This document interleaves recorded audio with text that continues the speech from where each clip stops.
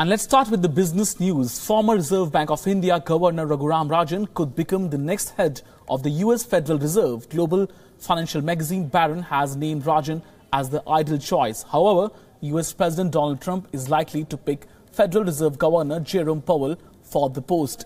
The term of current head of Federal Reserve, Janet Yellen, is set to expire early next year. Reports suggest Trump will name her successor tomorrow. Meanwhile, Barron's magazine pitched for Rajan as the next head of Federal Reserve in an article that read, "If sports teams can recruit the best talent from around the globe, why not central banks?" Raghuram Rajan shot to fame 3 years after he presented a paper at an annual gathering of economists and bankers in the US in 2005, in which he had predicted a financial crisis. His 3-year term as RBI governor ended in September 2016.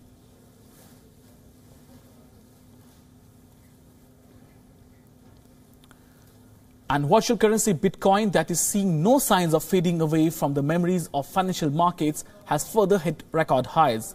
Bitcoin jumped to an all-time high of above $6,300 yesterday, after world's largest futures market operator CME Group said it would launch a regulated trading venue for cryptocurrencies in the fourth quarter of 2017. The new futures contracts will be settled in cash based on the CME of Bitcoin reference rate, a once-a-day reference rate of US dollar price of Bitcoin. The company said the price of Bitcoin jumped to as high as $6,338 according to trade website CoinDesk's price index, which aggregates prices quoted across several exchanges. That was up from around $6,200 before the news. On the Luxembourg-based Bitstamp exchange, Bitcoin has jumped to as high as $6,300, up almost 4% on the day. Bitcoin has surged in value by around 555% so far this year.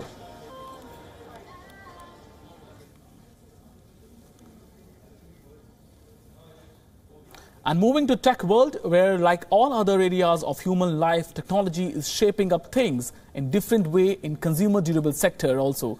And tech giant Samsung is planning a giant leap into that space. South Korean technology major Samsung is drawing up plans to commence mass production of IoT-enabled products in the consumer durable space in the next 2 to 3 years. This is expected to make the high-end cloud-based connected technology more affordable for developing markets and emerging economies. IoT is Internet of Things. Samsung, which recently launched its first IoT-enabled washing machine in India, plans to introduce more connected appliances that can be controlled through devices such as smartphones. The company expects its mid-segment products to be IoT-driven as well. Currently, only a few top-end models in key categories have such features. IoT refers to a network of devices and sensors connected through the Internet.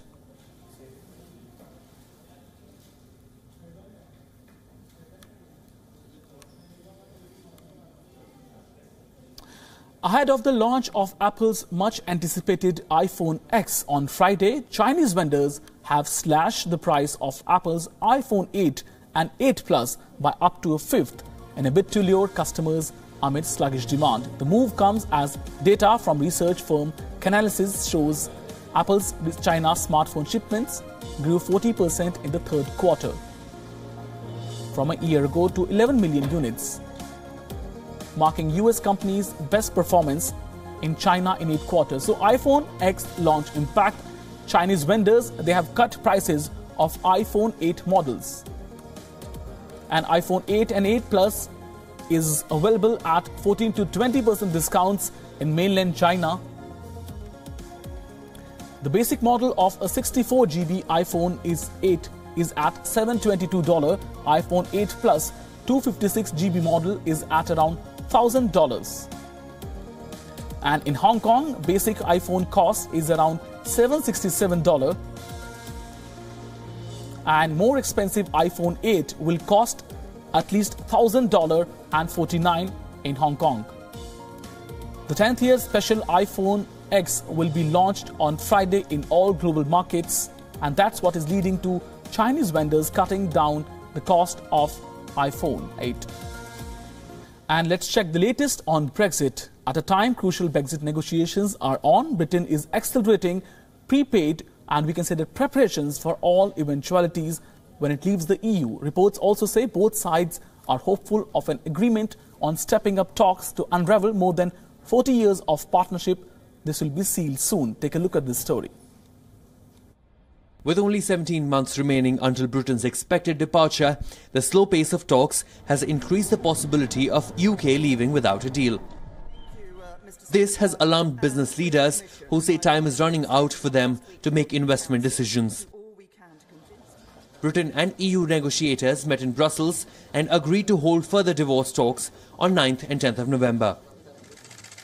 The pressure has spurred the British government to step up its Brexit plans, employing thousands of more workers and spending millions to make sure custom posts, laws and systems work on day one of Brexit, even without a deal on a future relationship. At a meeting with ministers on Tuesday, Prime Minister Theresa May was updated on plans for the Tax and Customs Authority to add a further 3,000 to 5,000 workers next year and for spending of $660 million for Brexit. May wants to silence critics in her ruling Conservative Party who are pressing her to walk away from talks which have faltered over how much Britain should pay to leave the bloc and also step up the negotiations. Brexit campaigners are demanding that Britain leave with no deal if the talks do not move on beyond a discussion of the divorce settlement on a so-called Brexit bill, EU citizen rights and the border with EU member Ireland by December.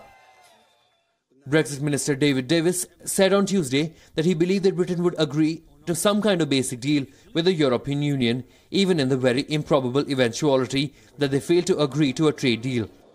May's government has also long said it would welcome an acceleration in the talks. Bureau Report, WION.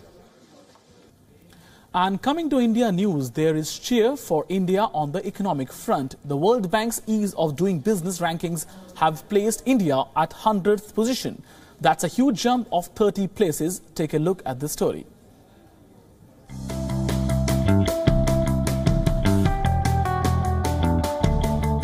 India has now entered the top 100 among the most business-friendly economies in the world. The World Bank's 2018 edition of the Ease of Doing Business rankings shows that the Indian economy has performed well in 9 out of the 10 indicators. The report says India's improved performance is due to efforts put in by the government over the last 3 years. The jump that India has made this year is a 30-point jump, which is the highest jump that any country has made.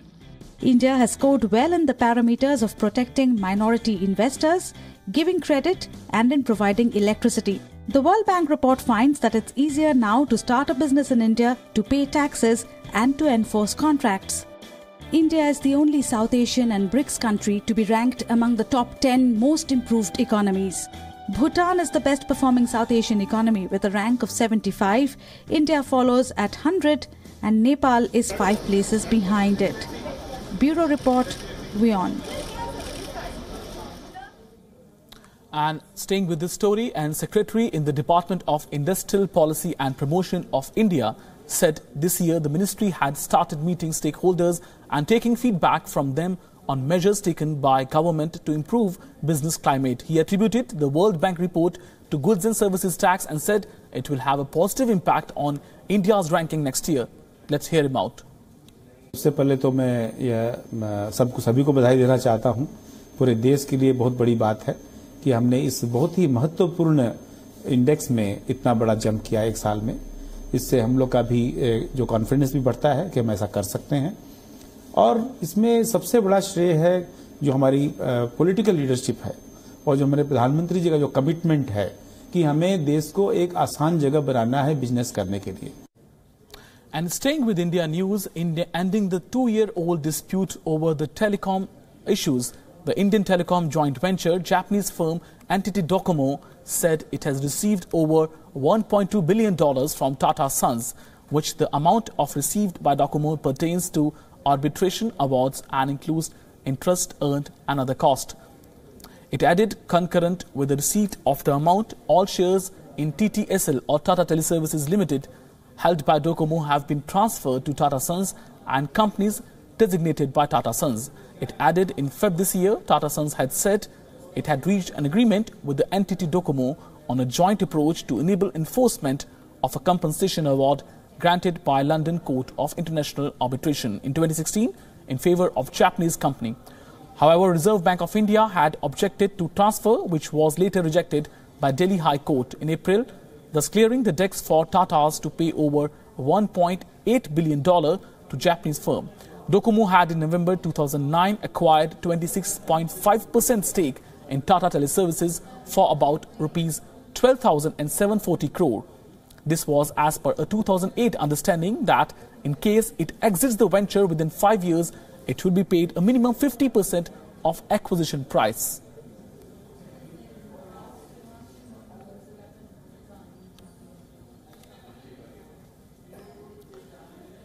And India's fiscal deficit at the end of first half of current fiscal touched 91.3% of the budget estimate, mainly due to rise in expenditure.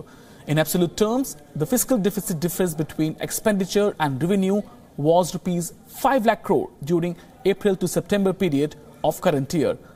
According to the data of Controller General of Accounts (CGA), this has happened.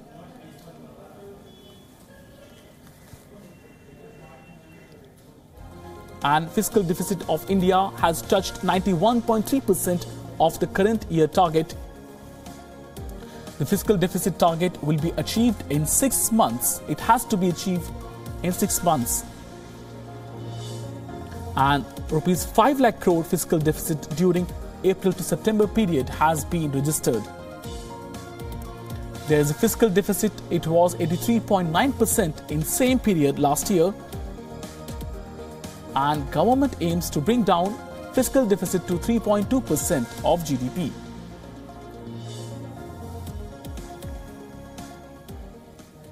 Let's talk about markets. Markets in India have jumped and touched record highs once again, mainly boosted by World Bank's ease of doing business report that was released yesterday and that had put India in a very bright spot, moving up 30 ranks. As we speak now, Sensex is up 310 points and Nifty is up 85 points. So clearly markets in India jumping once again. A big day for markets over there as far as Indian markets are concerned.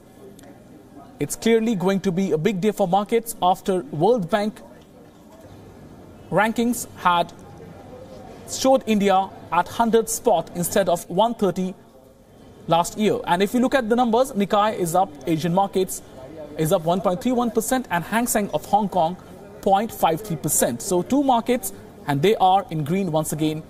Nifty is let's take a look at Indian markets. Nifty touched a record high 10,400, up by 0.63%, and Sensex also at 33,417, up by 0.62%. So let's take a look at European market. FTSE of London is also in green. Nasdaq is also, it closed last night in green only, though the attack impact on Nasdaq and other US markets still to be seen.